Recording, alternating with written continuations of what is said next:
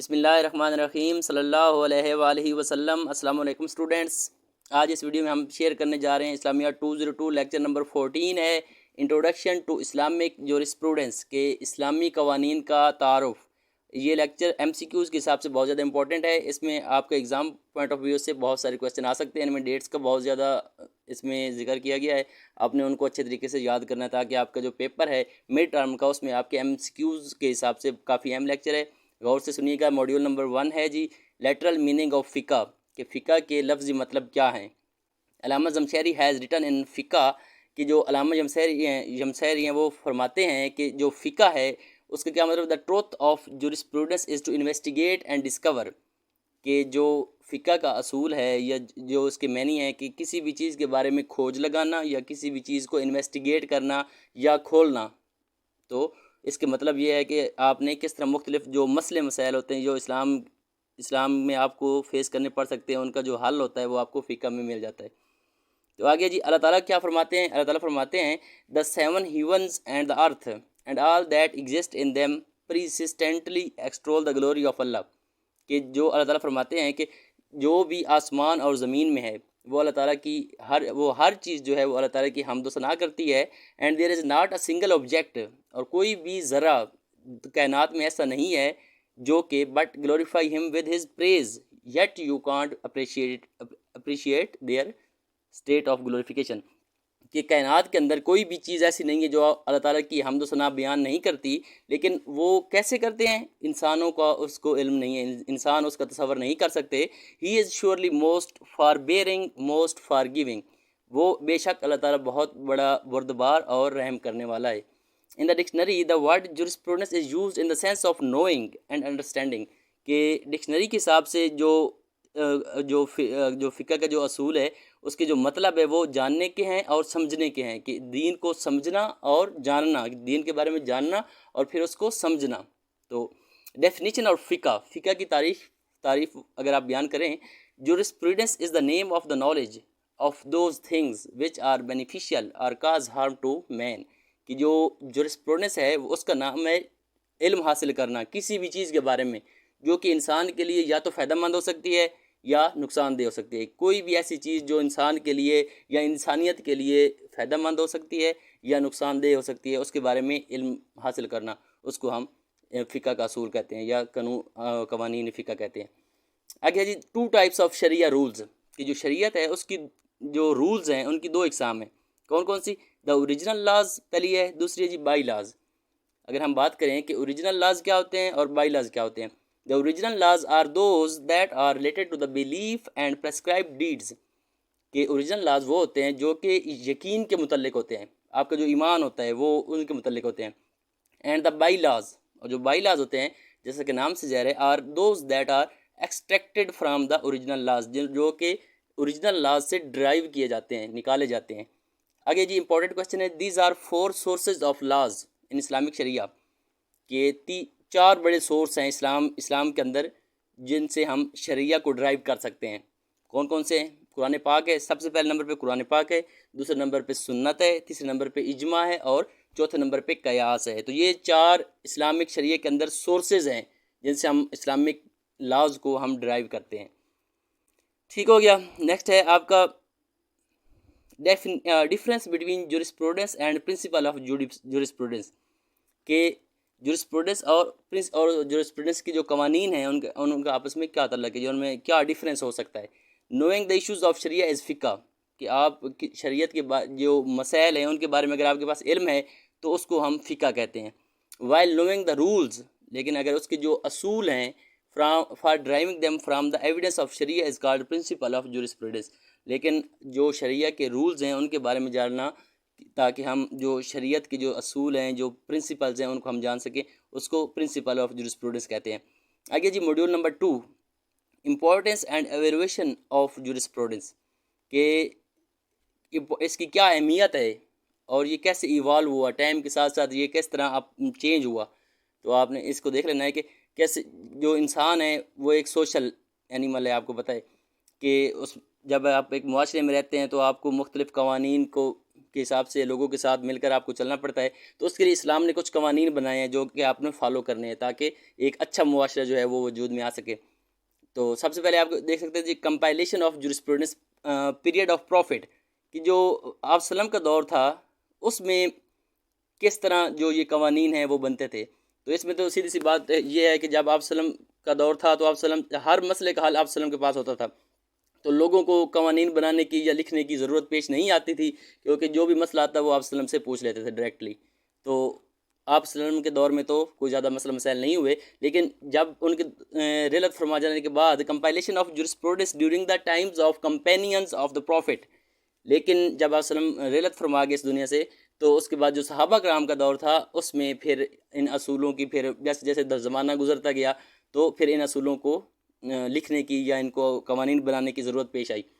After the death of holy prophet peace be upon him Muslim conquered many new lands, اور اس کے ساتھ ساتھ جب آپ وسلم کی دور کے بعد جو صحابہ کرام کا جو دور تھا اس میں اسلام تیزی سے پھیل رہا تھا اور مختلف نئے علاقے اسلام جو مسلمان تھے وہ فتح کر رہے تھے، تو پھر مختلف مسائل سامنے آئے جو کہ آپ وسلم کے دور میں نہیں تھے، تو پھر جو صحابہ کرام تھے انہوں نے اسلامی تعلیمات پر عمل کرتے ہوئے مختلف لاز بنائے اور پھر ان لاز کی ضرورت پیش آئی، ان کو لکھنے کی ضرورت پیش آئی۔ ٹھیک ہو گیا۔ Addition of consensus and reasoning, اجماع کیا ہوتا ہے؟ Consensus was given a systematic form during the period of the صحابہ، کہ جو کنسنسس ہوتا ہے، اجماع ہوتا ہے نا، کہ کسی ایک بات پر وہ کہتے ہیں نا کہ ایک مسئلے پہ تمام علماء کرام کا متفق ہو جانا اس کو اجماع کہتے ہیں، لیکن جب صحابہ کرام کا دور تھا تو پھر اجماع کے ذریعے فیصلے ہوتے تھے، مختلف صحابہ کرام کو پہ مشتمل کمیٹیاں بنائی جاتی تھی جو کہ کوئی ایک مسئلہ سامنے آتا تھا تو اس پہ بحث مباحثہ کر کے پھر ایک حل کے اوپر وہ ایگری ہوتے تھے، تو اس کو اجماع کہتے تھے۔ As far as possible they were restricted from going out of Medina, اور وہ جو کمیٹی ہوتی تھی وہ کمپیٹنٹ لوگ ہوتے تھے اور وہ کوشش کرتے تھے کہ وہ مدینے سے باہر نہ جائیں، تاکہ اگر کوئی مدینہ میں مسئلہ آ جاتا تو وہ ان کی مطلب کمیٹی کے سامنے پیش کیا جاتا اور پھر اس کا جو متفقہ حل ہوتا وہ تجویز کیا جاتا، اس کو فتویٰ کہتے ہیں، یا کوئی فتویٰ دیا جاتا، فتویٰ آف ابو بکر رضی اللہ عنہ، عمر، عثمان، علی، عائشہ رضی اللہ عنہ، تو یہ سارے صحابہ کرام کے نام ہیں جو کہ اس کمیٹی میں شامل ہوتے تھے، یا جن کی جو اجماع ہوتا تھا وہ ان کے اوپر مشتمل ہوتا تھا، اور یہ لوگوں کے جو مسئلے مسائل ہوتے تھے ان پہ فتوے دیتے تھے۔ ٹھیک ہو گیا۔ تو یہ جو فتویٰ میں جو لوگ شامل ہیں، صحابہ کرام شامل ہیں، آپ نے ان کے نام یاد رکھنے ہیں، یہ آپ کے پیپر پوائنٹ آف ویو سے امپورٹنٹ ہو سکتا ہے۔ مدینہ اینڈ مکہ آگے ہے جی، during the period of companions in the wake of a series Islamic conquest in addition to Medina and Mecca, Kufa, Basra, Syria, Egypt and Yemen became the centre of learning. یہ important question ہے کہ centre of learning کون کون سے علاقے تھے جو کہ اس وقت مرکز تھے اسلامی تعلیمات کا، تو وہ آپ نے نام یاد رکھنے ہیں۔ یہ ایم سی کیوز کے حساب سے کافی امپورٹنٹ لیسن ہے آپ کا، آپ نے اس کو دیکھ لینا ہے۔ آگے جی compilation of jurisprudence during the period of تابعین۔ تابعین کون ہوتے ہیں؟ کہ جو صحابہ کرام کے بعد میں آنے والے لوگ جنہوں نے آپ وسلم کو ڈائریکٹلی نہیں دیکھا ہوتا، وہ علماء کرام آپ اس کو کہہ سکتے ہیں۔ دا سکسیسر آف دا کمپینینز، کہ جو صحابہ کرام کے جو جانشین تھے ان کو آپ تابعین کہتے ہیں۔ After the companions their successors took over the responsibility of teaching, کہ صحابہ کرام کے بعد جو ان کے تابعین تھے انہوں نے ذمہ داری اٹھائی اسلامی تعلیمات کو پھیلانے کی۔ ان میں کیا نام قابل ذکر ہیں؟ حسن بصری رضی اللہ عنہ، بلکہ حضرت حسن بصری، امام مخول ان سیریا اینڈ مطلب یہ مختلف جو نام ہیں نا آپ نے ان کو یاد رکھنا ہے کہ مختلف علاقے میں کون کون سے علماء کرام کو یہ ذمہ داری ملی تھی۔ دا فرسٹ بک آف حدیث and jurisprudence Muwatta by Imam Malik was compiled in this period, تو یہ ایک مشہور کتاب کا نام ہے کہ جو کہ اس پیریڈ میں سامنے آئی تھی جس میں اسلامی تعلیمات کو کنٹینیو کیا گیا۔ آگے جی following are the well known تابعین جورسٹس آف مدینہ، کہ یہ جو مختلف نام آپ کے سامنے 7-8 نام دیے گئے ہیں، یہ جو مشہور تابعین ہیں ان کے نام ہیں جو کہ مدینہ میں رہتے تھے۔ ان میں مختلف آپ نام عبید اللہ بن عبداللہ بن مسعود، اس کے بعد عروہ بن زبیر، قاسم بن محمد، سعید بن المسیب، اور یہ ابو بکر عبد الرحمن بن حارث، تو یہ وہ مختلف نام ہیں جو کہ اس دور میں مدینہ کے اندر پائے جاتے تھے۔ ٹھیک ہو گیا۔ آگے جی کمپائلیشن آف جورسپروڈنس اینڈ محتاب اربع، آگے وہ آپ کو بتا رہے ہیں کہ جو امام گزرے ہیں ان کے دور میں کس طرح جو فقہ کا اصول ہے اس کو کنٹینیو کیا گیا۔ From the beginning of the 2nd century of ہجری to the middle of the 4th century of Hijri, there was a period in which jurisprudence became a formal discipline. کہ جو دوسری صدی تھی اس سے لے کر اور جو چوتھی صدی کے درمیان میں جو ٹائم تھا وہ ایسا ٹائم تھا کہ جو اسلامی فقہ کا اصول تھا وہ باقاعدہ طور پر ایک سبجیکٹ کے طور پر سامنے آ گیا تھا اور ایک فارمل ڈسپلن کی اس کو حیثیت حاصل ہو گئی. اور جو 4 امام تھے قابل ذکر ہیں وہ ان کے نام بھی نیچے ڈیٹیل میں آپ کو دیے جائیں گے کہ ان میں سے کس کس نے کیا کیا کام کیا, کون کون سی کتابیں لکھی اور کس کس پیریڈ میں ٹائم گزارا. آپ نے یہ ساری ڈیٹس وغیرہ جو ہیں ان کو آپ نے یاد کرنا ہے. سب سے پہلے نمبر پہ Imam Azam Abu Hanifa, his name was Numan bin Thabit and his surname was Abu Hanifa, کہ ان کا نام نعمان بن ثابت تھا اور ان کا جو سر نیم تھا وہ ابو حنیفہ تھا. ہی بلانگ ٹو پرشین, فارسی سے ان کا تعلق تھا. واز بورن ان 80 ہجری اینڈ ڈائیڈ ان 150 ہجری. تو یہ آپ نے ڈیٹس یاد رکھنی ہے کہ کب پیدا ہوئے اور کب ان کا انتقال ہوا اور ان کی امپورٹنٹ بکس کون کون سی تھی. امانگ ہز فیمس ٹیچرز, اور ان کے ٹیچر تھے ور حضرت حماد, امام شابی بن ثابت, موسیٰ بن عیشہ اور عاصم بن سلیمان. تو یہ وہ مختلف ٹیچرز تھے جن سے انہوں نے تعلیمات حاصل کی اور ان کا جو پیریڈ تھا وہ آپ نے دیکھ لینا. آگے جی امام مالک, ہز نیم واز مالک بن انس, ان کا نام تھا. His grand father was a companion of the prophet peace be upon him, ان کے جو والد گرامی تھے وہ صحابہ کرام میں ان کا شمار ہوتا تھا, وہ صحابہ کرام تھے. اور امام مالک واز بورن ان مدینہ ان 93 ہجری, 93 ہجری کے اندر مدینہ کے اندر پیدا ہوئے آپ.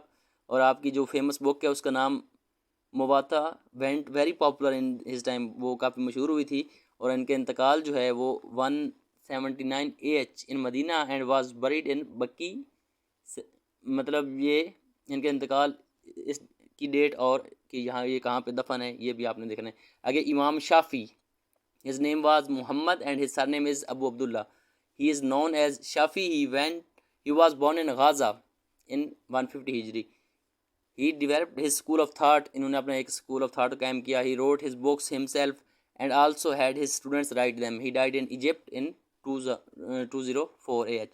تو مطلب یہ کب ان جو چاروں امام ہیں نا ان کی مین جو چیز ہے کہ ان کا نام کیا تھا, سر نیم کیا تھا, انہوں نے کون کون سی کتابیں لکھی, کہاں پہ پیدا ہوئے, کس ڈیٹ کو پیدا ہوئے اور ان کا انتقال کہاں پہ ہوا اور کہاں پہ یہ دفن ہے, اور ان کے جو فیمس ٹیچرز ہیں وہ کون کون سے تھے.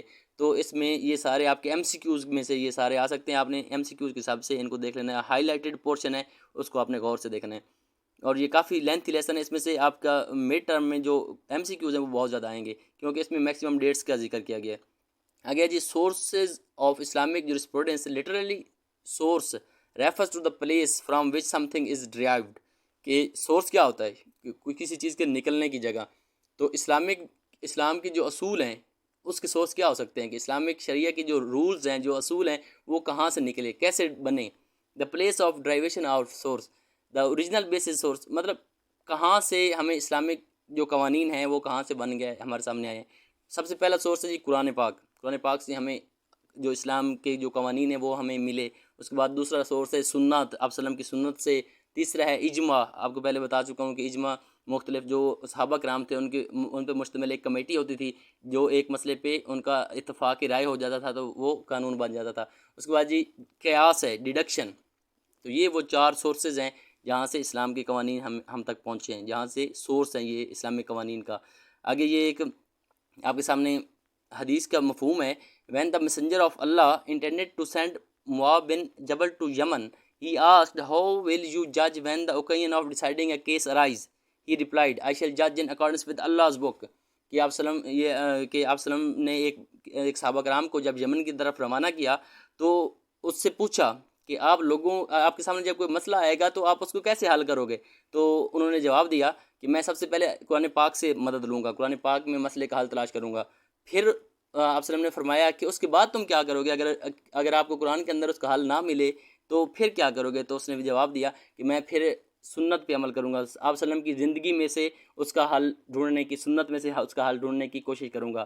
لیکن جب پھر آپ وسلم نے فرمایا کہ اگر آپ کو سنت سے بھی اس کا حل نہ ملے تو پھر انہوں نے جواب دیا کہ پھر میں مختلف صحابہ کرام سے یا میں مختلف لوگوں سے جو سنت کے مطلب جو صحابہ کرام ہوں گے ان سے میں رائے لوں گا اور پھر مطلب اس طرح کا مسئلہ حل کریں گا. اگر کہیں پہ بھی نہیں ملے گا پھر انہوں نے کہا کہ میں خود اس کی مطلب جو ریزننگ ہے اس کو مد نظر رکھتے ہوئے خود سے حل کرنے کی کوشش کروں گا. تو یہ ساری حدیث کا یہ مفہوم ہے کہ جس میں اس نے پوری ترتیب بتا دی ہے کہ اگر آپ کے سامنے کوئی مسئلہ پیش آتا ہے تو آپ نے کس طرح اس کا حل کرنا ہے، اسلام کی قوانین آپ نے کیسے فائنڈ کرنے، کہاں سے، قرآن سے آپ نے شروع کرنا ہے، اور کس طرح آپ نے اس کو پوری ایک جو ترتیب ہے اس کو آپ نے کس طرح فالو کرنا ہے۔